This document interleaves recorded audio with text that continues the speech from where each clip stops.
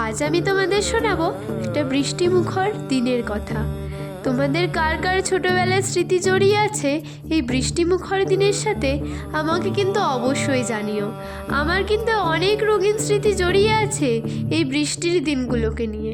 মায়ের হাতের গরম গরম খিচুড়ি বেগুন ভাজা, তার সাথে নিজের পছন্দ মতো কার্টুন টিভিতে চালিয়ে দেখা, বা কখনো কখনো স্কুল থেকে বাড়ি ফেরার সময় বন্ধুদের সাথে বৃষ্টিতে ভেজা, তারপর সর্দি কাশি বাঁধানো, বা কোনো সময় ভাই বোনেদের সাথে প্রথম কাগজের নৌকা বানিয়ে কার নৌকাটা কত দূর আগে যাবে সেইটা পরীক্ষা করা। ছোটবেলার রঙিন স্মৃতিগুলোর সাথে সাথে আমরা যত বড় হই ততই যেন সেগুলো মুছে যায়, তাই না?